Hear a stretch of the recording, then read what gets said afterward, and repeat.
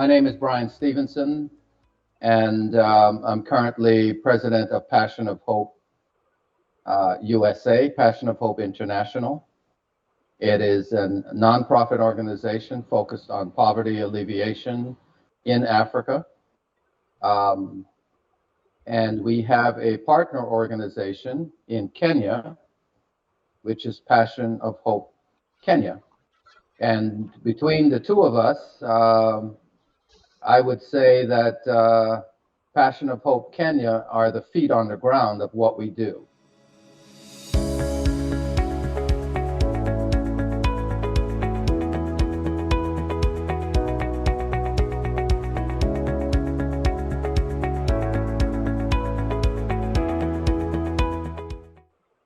My personal involvement has been from the beginning in 2004 when Dr. Trumbull started the first ICAT. And I think for all of us, our involvement has matured and changed over almost 18 years or so. And my involvement is through my nonprofit, which was inspired through my going to the different ICATs. At the next ICAT, the 10th ICAT, the work of the Chukula Bora Network, I think, will be prominent. The other thing that we will be doing is hosting a workshop that will be the second workshop. We had one last year in the 2020 conference, and that workshop kicked off a lot of great ideas. So we want to repeat it. The workshop was focused on innovative agriculture. We particularly were looking at medium scale and smallholder farmers. We picked medium scale at the time because they are still a large part of the landscape for what's going on the continent. The medium scale farmers can have impact.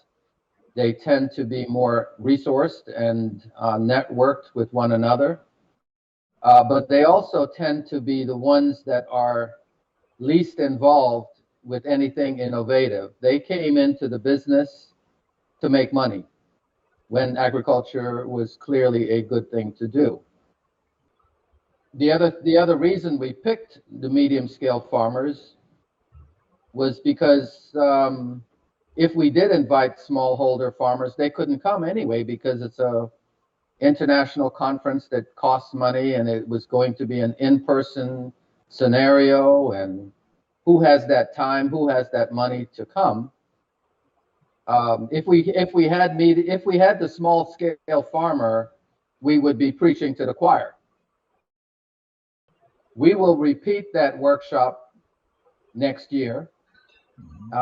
We haven't thought it out completely as to what the theme will be, but it will be innovative agriculture, and it will piggyback on the work that we've been doing with Chukula Bora, which is a Swahili term for healthy food.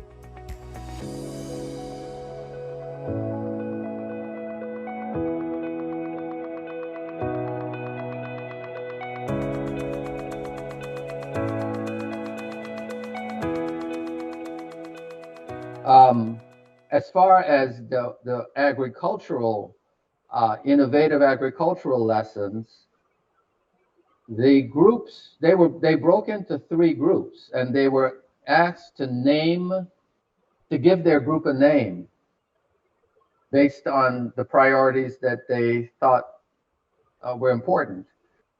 And one of the names of the groups was Triple P. And so they introduced this idea to the group of triple bottom line, people, profit, planet. And that was their group. It was called Triple P. And they spent the next 2 days showing how that was so important to innovative agriculture. Another group was called Jabali. I didn't know what that word meant. Um, it's Swahili for rock. So they educated us and said, the rock of agriculture is who? The farmer. Yes, very simple. So we started, so their group began to develop ideas around the core person, the farmer, who makes all of this happen. And so they came up with some things. And then there was the Chakula Bora group. And they were all about food. They said we were talking about food from the farm to the fork. And so that group was there. So all of these ideas that you're hearing came out of this workshop. And what we've done is stay in touch with all of those people as we took their ideas and tried to make them real. And so next year at the ICAT, we will hopefully bring many of them back because they saw that their 2 days meant something and it made a difference. So that's what I would say. Yeah, the ideas came out of that workshop, but we were faithful. You know, after 2 days in the workshop, you're tired, you don't want to be involved anymore. Let me go deal with my kids or something. A lot of the people in the workshop stayed connected through the month of December, which is the following month, working and developing some of their ideas with each other on WhatsApp. Okay. So it was a very dynamic group. And Passion of Hope International took the responsibility of taking ideas and turning it into action.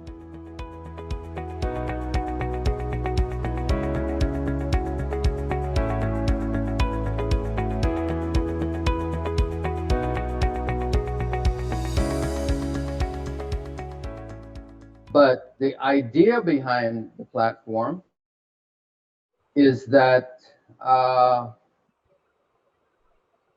the small farmer will have access to the network. He won't be charged to participate. And if he's interested in solving a particular problem in his farm, say the soil is bad, and when he grows his maize, it's not yielding like it used to yield when he was younger. What's going on? What can I do? If he were to go to traditional sources, they would say, buy this product to make the ground better. If he were to come to the network, he may learn that there are more natural ways of doing this which don't poison the soil and which are long-term good for the soil. The soil it's like our bodies. We need a certain amount, it's an ecosystem in itself, and we need a certain amount of microbes operating, good and bad, working with each other. It's a living thing. The soil is a living thing. And so as he understands from another farmer what he did that was economical, that's collaboration. And so collaboration is part of this idea. If the farmer doesn't have that problem and he's able to harvest his maize, but he doesn't know how to get it to the marketplace or what's the right fee, the Chakula Bora Network is a place where traders can help and facilitate. Often traders are middlemen who make more money than they should, just passing it from A to B. But a trader is also very important in transporting the product from the farm to, say, another outlet point. Financiers, banks and financing and insurance, they're all part of this network in terms of our vision.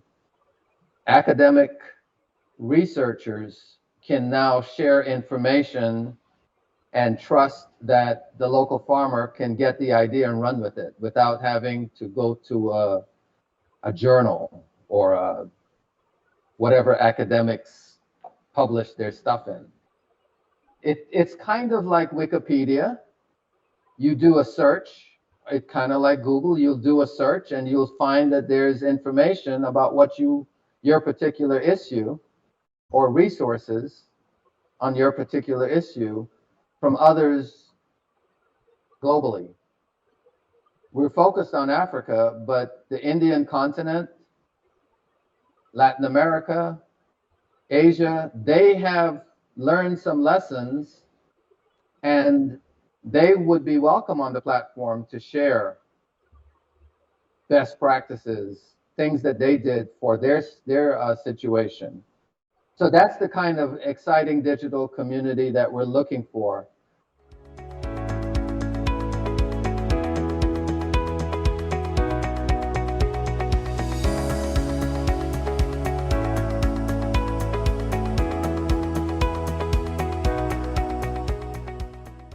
We're going to be doing the same thing on the network with children. So we have a part of the network that we've called Under the Baobab Tree. It's Under the Baobab Tree. And it's going to be that digital space for primary and secondary school children to get information about healthy food. And it has to be packaged in a way that they can read it, they can receive it, rather than a PhD, right? Yes. It will also have ideas for projects they can do. It'll have resources for them. And so Under the Baobab Tree is that part of the network focused on youth. And imagine youth now being educated on all of these issues. They will now be incentivized to go into agribusiness or some part of it, or at least have the conscience of what is good and what's bad. They can go tell their parents, stop cutting trees for fuel. We have a better idea, Mom or Dad. So the children are the future, and they are a big part of the network and what we want to do. Kenya has a group of, it's called 4K, 4K clubs. It's young people in school looking at mostly agriculture. So we're connecting with the 4K clubs, and will hopefully be providing the content that they need. The teachers can use the content for the 4K groups.